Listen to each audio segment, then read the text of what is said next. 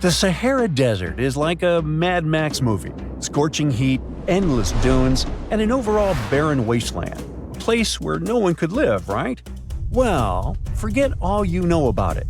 Because 5,000 years ago, the Sahara was a lush paradise of grasslands, lakes, and rivers, and the home of a ghost civilization that vanished without a trace. Our tale begins in the 1930s, when a Hungarian explorer stumbled upon a cave in the middle of the Sahara. Inside, he found something bizarre: ancient rock paintings of people swimming in a lake, surrounded by giraffes, hippos, and crocodiles. At the time, everybody shrugged it off as some symbolic depiction of the afterlife, because, really, who would imagine a lake in the Sahara? Well, fast forward some 70 years later, when a group of archaeologists made a discovery that flipped the script. In a rock shelter in Libya, they unearthed 15 mummies, along with baskets, ceramic pots, and other everyday items. This may look like prehistoric junk to most people, but to archaeologists, it was like uncovering a key piece of evidence. Those people weren't just passing through, they lived here.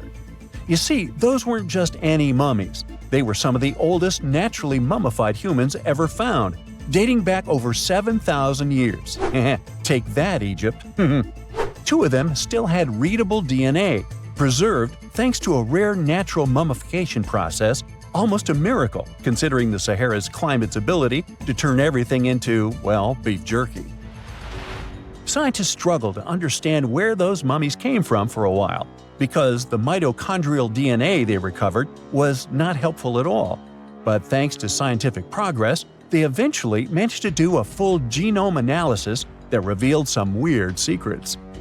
Those people belonged to a human lineage that was completely unknown, and they lived isolated from the rest of humanity for thousands of years. For decades, researchers assumed that the place where they lived, the Green Sahara, was like a prehistoric highway, a lush corridor that humans and animals used to migrate between sub-Saharan Africa and the Mediterranean. But the mummies demolished that theory, like a hippo sitting on a sandcastle. Their DNA showed zero genetic mixing with sub-Saharan and Eurasian migrants, keeping their genes pure for 7,000 years. Their closest genetic relatives weren't their neighbors living right below the famous desert, but some ancient hunter-gatherers from Morocco, and even some guys that lived in the Czech Republic, when it wasn't even a country yet, 50,000 years ago. We're not out of the woods yet, because those mummies also carried some teeny-tiny traces of Neanderthal DNA, just 10% of the amount found in modern Eurasians. Now, if you paid attention in school, then you know that Neanderthals lived in Europe and Asia, and early humans only mixed with them after migrating out of Africa. But those Green Sahara folks never left Africa. So how did they get Neanderthal genes? The leading theory is that their ancestors mingled with Neanderthals in North Africa 50,000 years ago before settling in the Sahara and cutting off contact with the outside world. Archaeologists also found cattle bones and tools made of stone and wood at that rock shelter, proving that those people led a thriving pastoral lifestyle. This discovery made scientists scratch their heads for a while because, you see, animal domestication was not developed in Africa. So how did they learn it if they never mingled with anyone? Did they have ancient YouTube tutorials? Probably not.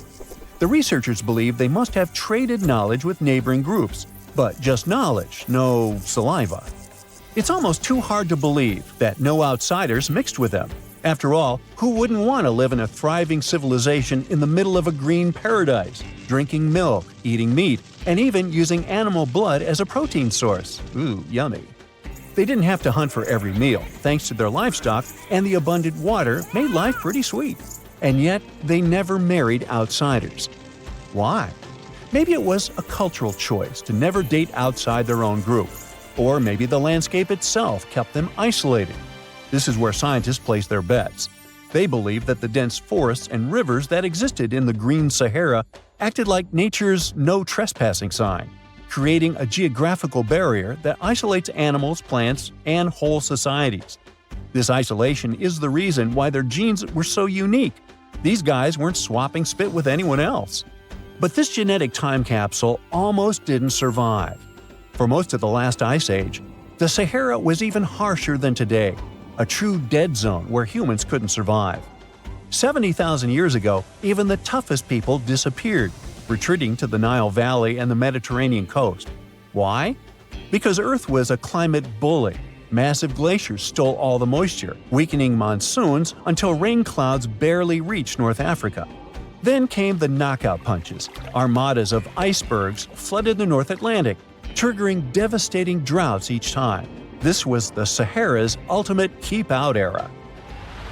Now, you're probably wondering how in the world the Sahara turned green after all this, and then went back to being a desert again. Well, it all started 15,000 years ago, I wasn't around then, when Earth was shaking off the last ice age. Our planet's axis was a bit wobbly, and because of that, the northern hemisphere got closer to the sun, getting extra sunlight and heat. This eternal summer turned North Africa into a giant moisture magnet, pulling water from the Atlantic and making it all rain down on the Sahara. The result of this ridiculous amount of rain was a lush savanna, complete with lakes the size of small countries. But the African humid period was not just a one-time miracle. The truth is, this eternal on and off switch between green and desert happened to the Sahara more than 230 times since the desert was born. During one of these events, the Sahara even expanded, getting bigger than it is today. So when the green Sahara showed up, you can bet it brought the ultimate ecosystem glow-up. This wasn't just a light dusting of grass. We're talking full makeover. The transformation was so complete, it even reshaped animal populations. Cheetahs suddenly struggled with the new prey dynamics, while rodents like the multi-mammate mouse thrived in the suddenly abundant grasslands. But don't pack your prehistoric swim trunks just yet. This paradise had teeth. The Sahara was an ecological maze of crocodile-infested rivers, malaria-carrying mosquitoes, and big cats lurking in the tall grass. Crossing it would have been like playing a real-life game of Hungry Hungry Hippos. This is probably why more groups didn't settle permanently. The Sahara's climate cycled between wet and dry every 20,000 years, hardly a stable zip code. For most ancient people, it was smarter to treat the green Sahara like an all-you-can-eat buffet, grab resources and leave before the desert returned. Still, this green Sahara period lasted for 10,000 years, giving our mystery shepherds plenty of time to thrive. But around 5,000 years ago, Earth's axis shifted again, the rains moved away, and the Sahara dried up faster than a puddle in July. As the desert returned, the shepherds from the green Sahara had no choice but to pack up their livestock and leave. Some researchers believe they migrated toward the Nile, laying the groundwork for ancient Egypt, so I guess their legacy lives on. Besides, their pure lineage may be extinct by now, but some faint genes of the mummies can still be found in the people that live in North Africa today. But the introvert mummies were not the only ones using the green Sahara as an Airbnb. They actually had neighbors just around the corner, in a lakeside village in Niger to be exact. Those people thrived for 5,000 years and left behind the oldest Sahara Desert cemetery, including a man buried in a turtle shell, a grinning Halloween man with filed teeth, and a heartbreaking family embrace frozen in time, victims of the very waters that sustained them. Eventually, those people disappeared too, just like it happened to our antisocial friends. This proves that this desert outsmarts everyone, with a landscape that gives paradise with one hand and takes it away with the other. For centuries, humanity has believed in a linear path of evolution, a slow, steady climb from primitive survival to modern innovation. But what if that story is incomplete? What if the turning points in our development weren't purely natural? Roughly 6 million years ago, an ancestor of modern apes rose to its feet, setting in motion a journey that would eventually lead to Homo sapiens. For hundreds of thousands of years, progress was glacial. We tamed fire, carved basic tools, and lived hand-to-mouth existences. Then, just 20,000 years ago, everything changed. In a span shorter than a blink in evolutionary terms, we went from hunter-gatherers to architects of vast megalithic temples, builders of empires, and eventually, explorers of space. How do we make sense of that? Some argue we can't, not with conventional science alone. This explosion of intelligence and innovation has led to alternative theories. One of the most provocative, that we had help from beings far more advanced than ourselves. Welcome to the world of the Anunnaki. They're more than myth. They're the center of a sprawling theory that suggests humanity's greatest leaps weren't entirely human. According to ancient Sumerian texts, these so-called gods came not from the heavens in a spiritual sense, but from the sky in the most literal way imaginable, another planet. And they didn't just visit, they stayed, they ruled, and perhaps most importantly, they altered us. Long before Egypt erected its pyramids or Stonehenge crowned the English countryside, the Sumerians were building cities, inventing writing, crafting legal codes, and mapping the stars with uncanny accuracy. Their civilization bloomed in Mesopotamia nearly 7,000 years ago, and it left behind cuneiform tablets that continue to baffle and inspire. These records tell of beings called the Anunnaki, translated as those who came from heaven to earth. They introduced tools, language, agriculture, and even mathematics. But the texts also hint at a darker truth. These beings didn't just uplift humanity. They enslaved it. Why? One word: gold. Ancient records describe massive gold mining operations that predated technological society. But here's the twist. To early humans, gold was worthless. It had no utility, no exchange value, no role in survival. Yet we dug for it with obsessive intensity. According to the Sumerians, the Anunnaki needed gold, not for jewelry, but for survival. Their home planet, Nibiru, was dying. Its atmosphere was decaying, and gold particles, when dispersed in the air, could reflect solar radiation and purify environmental conditions. Earth had gold, lots of it. And so, the Anunnaki came. At first, they did the labor themselves, but mining Earth's crust was exhausting. Frustrated and desperate, they considered a more efficient solution: genetic engineering. If they could merge their DNA with that of early humans, they could create a workforce suited to the task, strong, obedient, and intelligent. Enki, one of the Anunnaki leaders, took the lead. Early experiments were monstrous, deformed hybrids that echo legends of giants, cyclops, and mythic beastlists. Many were destroyed, others abandoned. But eventually, success came. Using one of their own as a surrogate, they implanted a fertilized egg, part Anunnaki, part hominin. The result was a child named Adamu. Sound familiar? To many, Adamu is the precursor to the biblical Adam. The parallels between religious creation stories and Sumerian myth are too sharp to ignore. Created in our image, from clay, the Sumerians were telling a story that would echo through ages, morphing into sacred texts and oral traditions around the globe. Adamu and his descendants became laborers, building a society under Anunnaki rule. But something strange happened. These hybrids didn't just follow. They learned, they questioned, they grew in number and complexity. Eventually, they became us. Here's where the timeline warps. Homo sapiens have existed for over 300,000 years. Yet for most of that time, we were indistinguishable from animals in both behavior and cognition. Then, seemingly overnight, we developed art, architecture, religion, governance, and science. No smooth curve, just a spike. How? Some point to climate shifts or population booms, but others look to Nibiru. Modern astronomers have observed gravitational anomalies beyond Neptune, suggesting the presence of a massive unseen planet. Dubbed Planet 9 or Planet X, it eerily mirrors the Sumerian Nibiru, which they claimed had an elliptical orbit that brought it near Earth every 3,600 years. The timing of historical jumps in human development? It aligned suspiciously well. According to legend, as Nibiru approached Earth, the Anunnaki would return. Some think they never left. Others believe they're watching, waiting. What did they look like? Relics suggest beings 3-4 meters tall, with elongated skulls and high foreheads, features mimicked by ancient civilizations who bound the skulls of their elite. They wore ornate robes, had light skin, and luminous eyes. Their leader was Anu. His sons, Enki and Enlil, managed Earth's operations. The Anunnaki might have left behind more than just myths, hidden knowledge, lost technology, even genetic markers that still echo within our DNA. The idea is unsettling, yet alluring, that our creators may return, that we are not the pinnacle, but the product. And here's another twist. Some researchers argue that humans don't even belong here.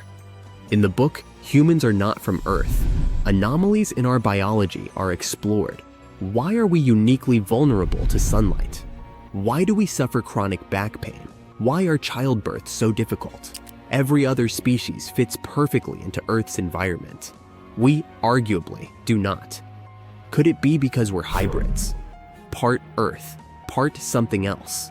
From gold mines to rocket ships, from caves to satellites, our species has always been driven by something deep and inexplicable.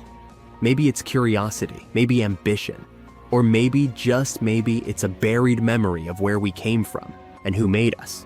So next time you look up at the night sky, remember, the answers to humanity's origin may not lie beneath our feet, but far above our heads. And the Anunnaki, their story isn't over. It may be just beginning. Tartessos, a mysterious, highly developed society that once flourished and then, without any warning, suddenly disappeared. Moreover, before they were completely gone, they performed some strange rituals, as if they were trying to save themselves from something. But what happened to these people? Let's try to find out. Let's go to the southwest of Spain, to about 2,500 years ago. Once, there was a beautiful city here, a trade center of Tartessos. Imagine the temple in the middle of a deserted town. A breathtaking, monumental two-story building. There's a thick smell of frying meat in the air, and the smoke from its frying rises high into the sky, covering the patterns of the sanctuary. The sun has already set, and it's time to prepare for the ritual. We enter the ancient monumental hall. Inside, hundreds of people gather around a long wooden table lined with delicate ceramics and bronze bowls. They feast and drink. These people have much more fun than the animals outside the building. These animals are being prepared for the ritual. Horses, cows, pigs, donkeys, even dogs. All of them were brought here to appease the deities. And what happens after the ritual itself is even crazier. At the end of the ceremony, people take torches and set fire to the whole building. Everything turns to ashes and coals, and when the last embers fade away, they take shovels and begin to bury this place. It will take them at least several days to bury the former sanctuary under piles of earth. They work tirelessly. In some places, the thickness of the layers of mud and clay will reach almost 14 feet. And then, these people, the last known Tartessians, just leave this place and disappear from our world forever. But what just happened? Why did they even do all this? Let's start from the beginning. Tartessos was first mentioned in Greek and Roman texts thousands of years ago, but for a long time, we had no idea what it even was. All the descriptions were contradictory and confusing. Some archaeologists thought that Tartessos was a kind of seaport. Others thought that it was a river or a water reservoir. They even said this place could be connected with the mystical Atlantis. But there was nothing to back it up with, so the scientific community quickly rejected this idea. But today, we know the truth. Tartessos was an ancient civilization. It's been located on the Iberian Peninsula, one of the southernmost islands of Europe. It flourished in the 9th to 5th centuries BC, and then, around 2,500 years ago, suddenly disappeared. They were quite rich. The island had rich reserves of metal, so their economy was thriving. Silver, copper, lead, and other good things were mined in the local Sierra Morena mountains. Almost all the locals were engaged in trade. For them, it was a common thing. Isn't that strange that there were so few records left about them? And not so many monuments of their culture have survived to this day. In total, Throughout Spain, scientists were able to collect around 20 archaeological finds related to Tartessos. 3 of them were excavated in the Guadiana Valley: Cancho Ruano, Casas del Turrunuelo, and La Mata. Let's start with the first one. Cancho Ruano was discovered in 1978. This find was one of the most significant pieces of the puzzle. This is one of the most beautifully preserved structures of the Tartessian civilization. Not only the walls have survived to this day, but so did the altar, the moat, and even several artifacts. For example, some jewelry and wine glasses. It was a square building surrounded by a deep moat filled with water. And, to be honest, we still don't know its exact purpose. We only assume that it could be an ancient temple. Some rituals were carried out there. For instance, they would set fire to the temple and cover it with thick layers of sand and clay. They even left some expensive artifacts inside, tools, gold jewelry, and so on. Moving on to the next find. Casas del Turrunuelo is one of the best preserved buildings in the entire Western Mediterranean. We only discovered it a couple of years ago, back in 2015. And it hasn't been studied that well yet, but we already know that this place is also pretty weird. Casas del Turrunuelo was a very rich building. It wasn't just some kind of temporary camp. It was a place of monumental, impressive architecture. Massive staircases, vaulted ceilings, luxurious materials brought from all over the Mediterranean, and the latest construction technologies. It was supposed to be a place of power, maybe even something like a palace. And yep, it also became the venue for the rituals. It's unclear whether the locals intended to destroy this beautiful place from the very beginning, but this is where they performed the greatest ritual in the area. This ritual involved more than 50 animals, including the most valuable ones, horses. It was their only means of transportation. The fact that these people gave away their horses may indicate that they plan to stay here for some time. Perhaps they hope to appease the deities and settle on local lands. The ritual was carried out exactly as they intended. And just like Cancho Ruano, this place was also set on fire. When the ritual ended, the locals buried this place and left, disappearing into the countryside of the Iberian Peninsula. Now it's an abandoned and quiet place. Just like Cancho Ruano, it's been standing here untouched for more than 2,000 years. The last find is La Mata, which was discovered much earlier than the other two, back in 1930. The resemblance between all of them was striking. La Mata had the same fate. It was burned and forgotten for centuries. All of this is very strange and mysterious. It seems like the locals were fleeing from something. Perhaps something happened that made them start building these banquet halls and arranging large-scale rituals. They thought that their deities turned away from them and tried to appease them. But unfortunately, it didn't work. As a result, they were forced to leave their temples and soon disappeared altogether forever. And by the way, why did they disappear at all? Well, this is another mystery of this civilization. One of the most important questions is, did they know that they were going to disappear? Or was it something unexpected? Did they suffer some kind of sudden catastrophe from which they were trying to escape? Or something else? Scientists have several theories on this. The first theory says that there may have been several major earthquakes and subsequent tsunamis in this region. These natural disasters destroyed local settlements and severely demoralized the survivors. Perhaps they were looking for salvation from this. Another theory is that there were some problems with trading. Since they were rich in metal and lived off their economy, any problems in it could lead to big troubles. If they had some kind of mining crisis, then relations between different nations could worsen greatly, and things could get pretty nasty. The truth probably lies somewhere in the middle. The most current theory says that around the 6th century BC, a large-scale tsunami hit the port. This greatly damaged the economy, which worsened the relationship between Tartessos and its neighbors. In any case, this seems to be speculation. This place is like a dream come true for archaeologists. It stores a huge amount of information and secrets that we have yet to unravel. The Tartessians had no idea that by burying their artifacts, they were making a real gift to the scientists of the future. And while scientists continue to study them, we can check out the stuff they have already discovered. History lovers can see Tartessian tools, horse figurines, and decorated ivory in the Archaeological Museum of Badajoz.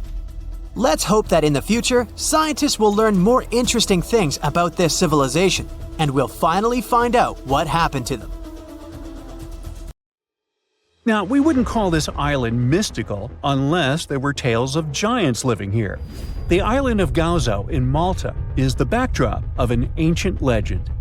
Malta is an island country located in the Mediterranean Sea, just south of Europe. It's a very strategically located archipelago.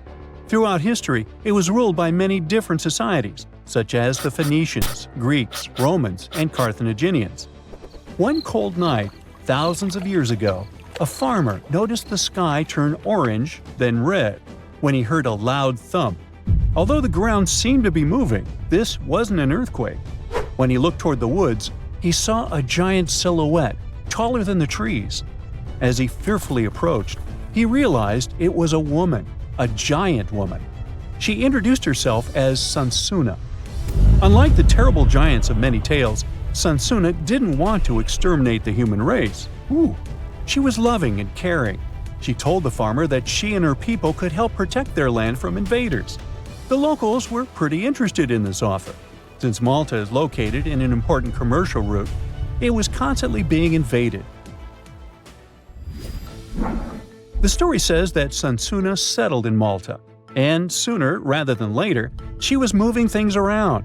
And when I say things, I mean monoliths. Sansuna carried huge stones on her shoulder to build a magnificent temple called Gigantia, which means place of giants. She even did this while holding her half-giant, half-human kid on the other shoulder. Some say Sansuna lived exclusively on beans and honey, although others replaced honey with water. The funniest bit here is that Malta is the 10th smallest country in the world, but it somehow managed to host giants. Hey, go figure. The temple looked like a giant game of Tetris, with some stones weighing as much as 20 elephants. Some of these monolithic rocks are so heavy, scholars guess it would take 50 men working together to lift just one stone. Now, as much as this is entertaining, humans never proved giants were real, so this story couldn't be true. There's a brief mention of a species of giants called the Nephilim in some ancient texts. The Nephilims would have been terrible giants that wreaked havoc on the earth and only survived until the Great Flood. But nobody ever found real proof of this species really existing on Earth, until this came along. The world of Maltese archaeology unearthed quite a few shocking things in the past years. One of them are known as the hypogeum skulls. Hypogeum is the Greek word for underground, and this incredible site was discovered in the first decade of the 20th century. Back then, Malta's National Museum director received an important phone call. Someone had accidentally dug some impressive bones and asked him to come check it out. The hypogeum looked like an underground city, filled with mazes and rooms that stretched along multiple floors. They were all made with similar limestones as the Maltese temples above ground. The hypogeum was filled with important relics and artifacts. Scientists quickly understood that the hypogeum was built as a type of final resting place for locals. So, along with skulls, they found a lot of bones and skeletons. One of these artifacts were skulls, but these weren't regular human skulls. Rather, they were of the elongated type. To make matters worse, these skulls were hidden from the public for years. People started to talk and created a bunch of theories behind it. The truth is that this discovery was a turning point for Maltese archaeology, although scientists didn't know what to do with it. Some wondered if these skulls were natural or manipulated, since they knew some cultures in the world used head binds to alter their skulls. Other scientists threw in the hypothesis of little gray people or even the legendary giants. Some say that the elongated skulls could have been sculptures that worshipped otherworldly deities. There was no way to confirm any of these theories, so the question remained: Who were the builders of Malta's megalithic temples? Now, let's take a look at what scientists know. The Maltese megalithic temples have been standing strong since 3500 BCE, which is even older than the pyramids of Egypt. The main dilemma here is that these temples were built even before we invented writing, yet they required advanced technological skills to exist. The Gigantea Temple seems too absurd to have been built by humans. The South Temple has a corridor with 4 oval rooms on the sides, looking like a big shamrock leaf. In one of these rooms, scientists found altars decorated with spiral patterns. It looked like an altar of some sort, indicating early Maltese people used them for ritualistic purposes. The North Temple is similar but smaller, with a very low entrance that makes people crouch down to get inside. You get it? You need to bow down to their deities in order to get into this sacred place. I mean, one can't help but wonder about the secret reasons these ancient builders had to build such a huge temple. I'm thinking they probably cast one of Daenerys' dragons to move the monoliths around. Yeah, I'm joking here. But hey, remember the entrance to King's Landing? Yup, the series used the Medina Gates in Malta as the exterior of King's Landing during Episode 3 of Season 1. Anyways, back to the giants. The ritualistic theory of the whole thing won a few points when archaeologists uncovered these mysterious figures. They're popularly known as fat ladies. These tiny statues have round bodies and faces that show how much they enjoyed life.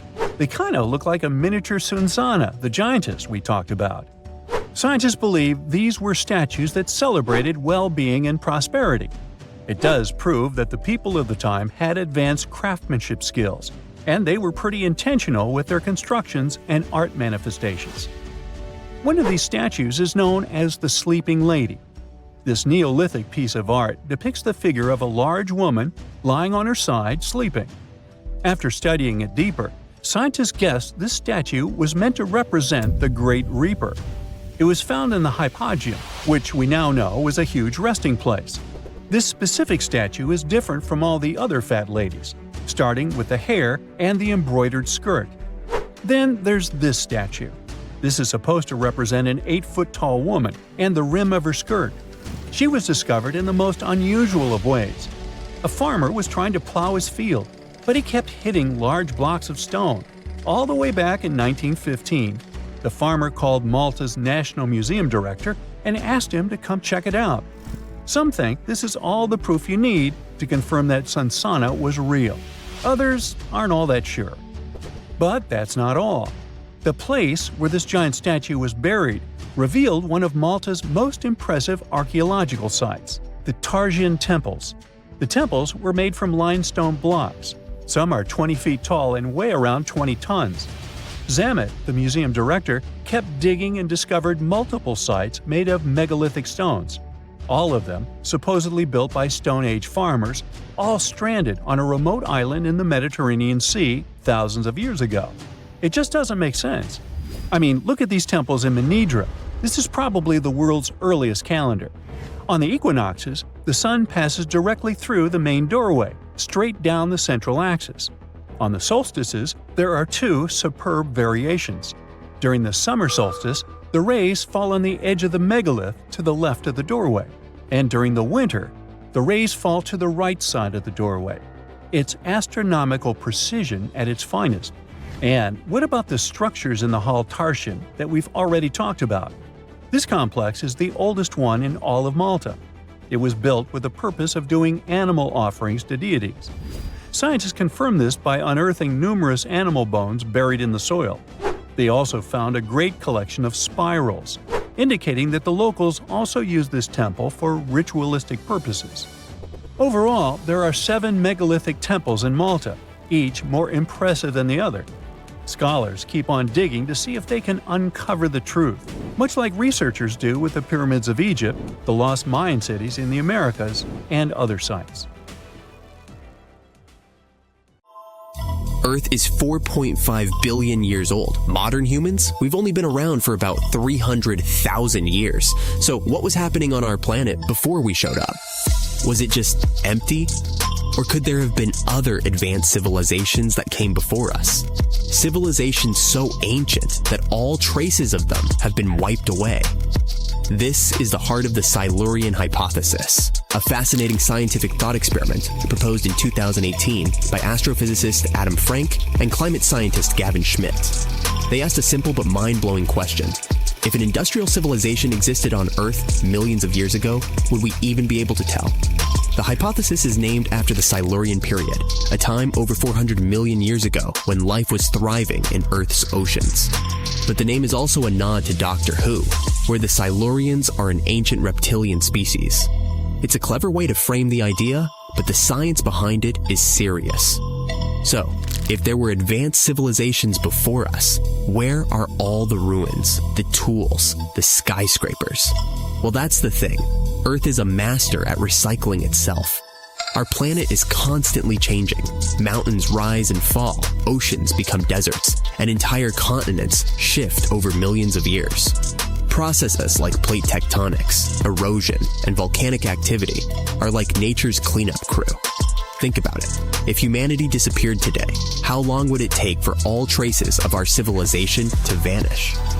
Scientists estimate that within a few million years, even our toughest structures, like skyscrapers and nuclear waste sites, would be ground into dust and scattered across the planet.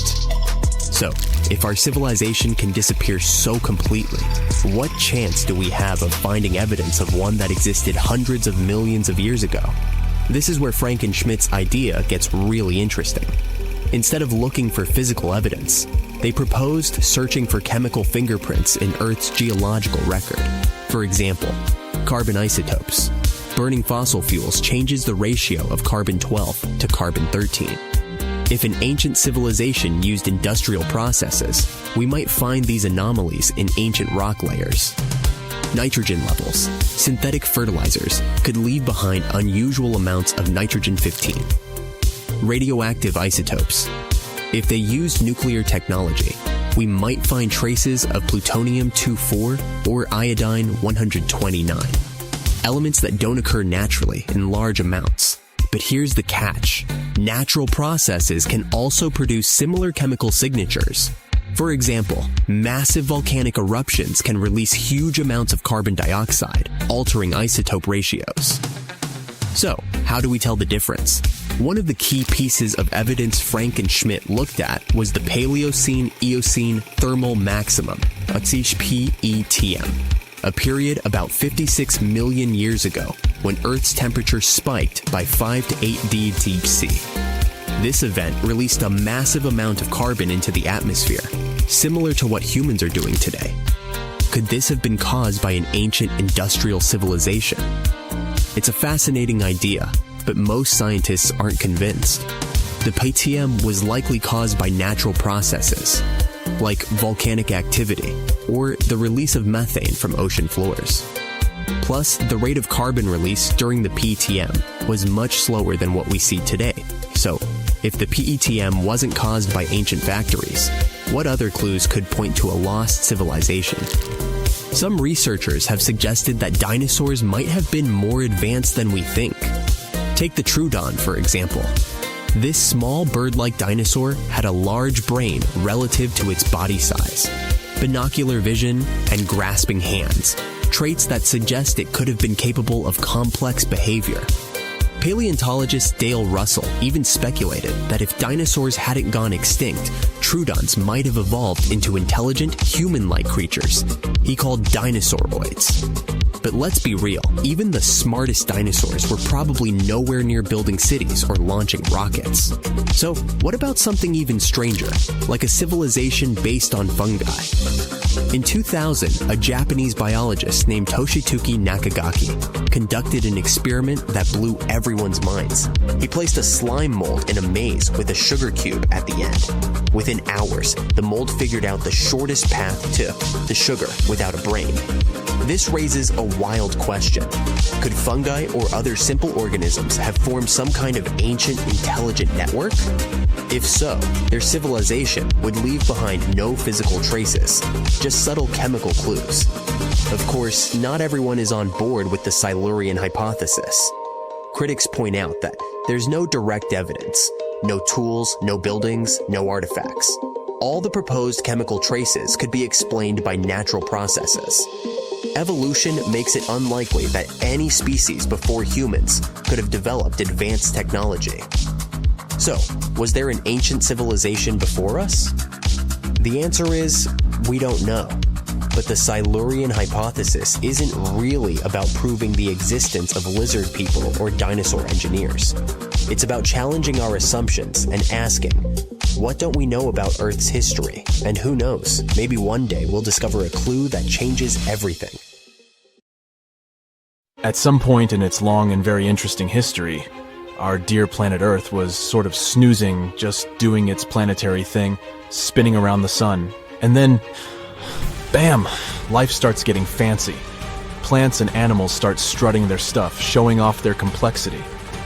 Fast forward a bit, about 65 million years ago to be exact, and a cosmic disaster strikes, or at least that's what we presume. An asteroid probably smashed into Earth, wiping out the dinosaurs and other big animals. We can't pinpoint specifics about the asteroid, but we do know that it was extremely large and it crashed into our precious planet, creating a dusty mess that settled everywhere. You can still find remnants of that dust layer in sedimentary rocks today. If you dig beneath it, you'll uncover a whole bunch of fossils. These prehistoric creatures were living it up before the asteroid crashed the party. Think of it as the planet going on a cleaning spree, leaving a bunch of empty spaces waiting to be filled. And guess who took the opportunity? Mammals. These furry little critters were the ones to rise to fame. But why is it that this disaster became such a great opportunity for mammals? It's pretty simple, actually. With no big bullies around, they grew, multiplied, and had a population expanse. All kinds of mammals joined to fill in the blanks. Primates, rodents, basically, the whole furry gang. We're talking about placental mammals, marsupials, and even egg-laying mammals, adding some serious variety to the mix. We like to think of primates as our closest relatives here on Earth. What's their story? Well, around 63 million years ago, just a couple of million years after the dinosaurs' final dance, the primates decided it was time for a family reunion. They split into two groups, the dry-nosed primates, who became the cool monkeys and apes we know today, and the wet-nosed primates, who went off to become lemurs and aye-ayes, hey-hays. The fun didn't stop there. About 58 million years ago, the dry-nosed primates began their own little mission. One special guest called the Tarsier, arrived on the scene, featuring big eyes that were perfect for late-night shenanigans.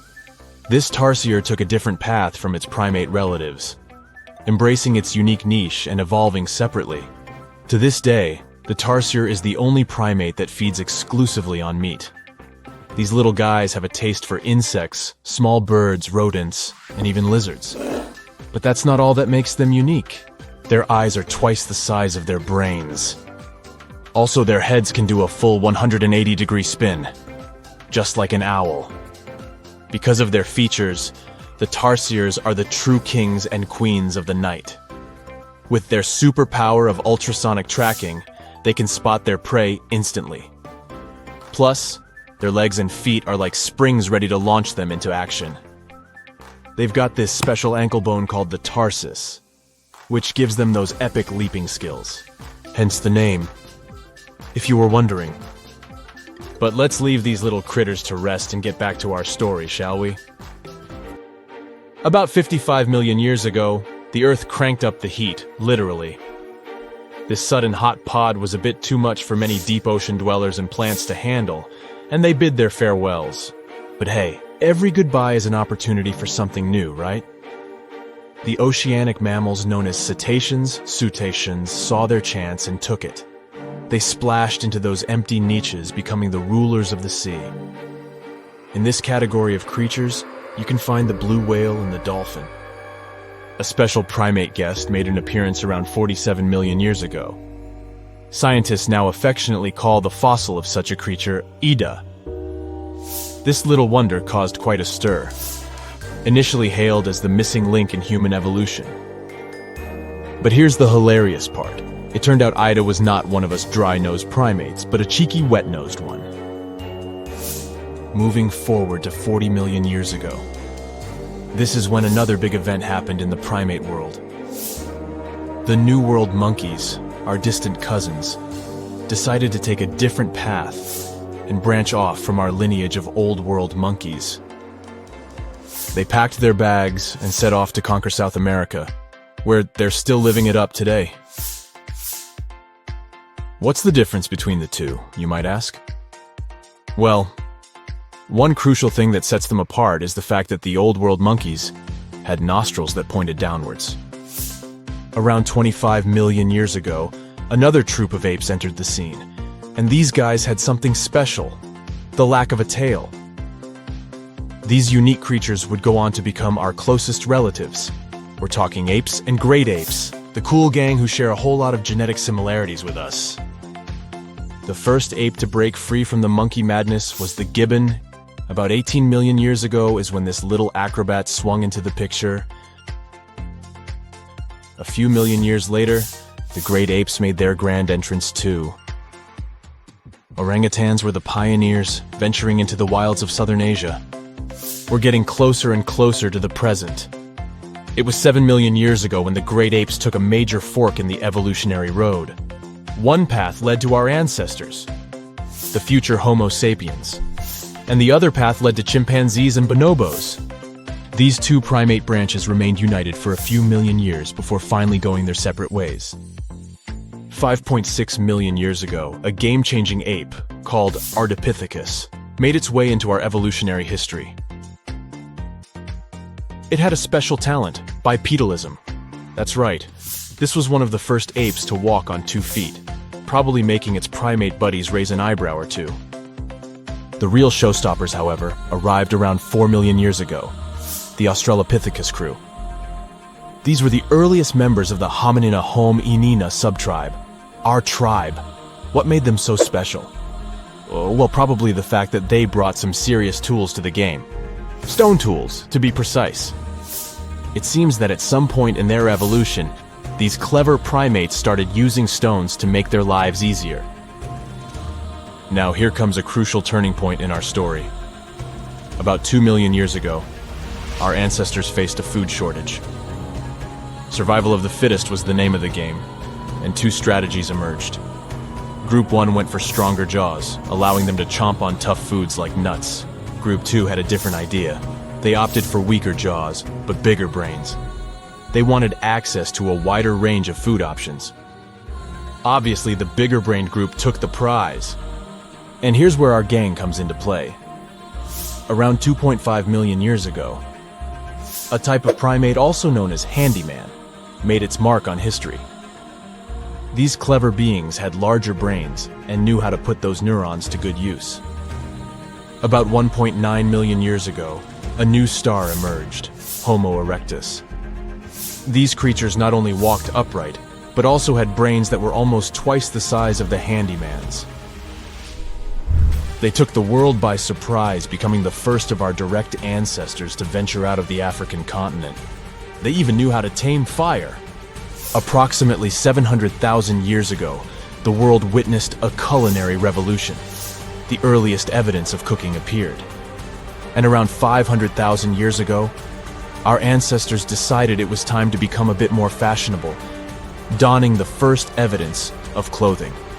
Our very own species came to be just 300,000 years ago. Told you we were late to the party. But the world was never the same after the appearance of Homo sapiens, the anatomically modern humans. Alongside our other relatives, we emerged, ready to conquer the world with our innovative minds and complex societies. The exact path of our evolution remains a bit of a mystery. But what we do know for sure is that Neanderthals joined the party around at some point too. As Homo sapiens flourished, so did our capacity for language. Modern speech is believed to have emerged almost hand in hand with our species. We started expressing ourselves, sharing stories, and shaping the world with our words. So, there you have it. It took 13.8 billion years of cosmic history for humans to make their entrance. Think about it. 99.998% of the time since the Big Bang, we weren't even around. Our species, Homo sapiens, is the toddler of the Earth's family, existing for just the tiniest fraction of the universe's timeline. Yet, in this blink of an eye, we've managed to unravel the entire story that led to our existence. The story won't end with us. It's an ongoing saga, still being written with every passing moment.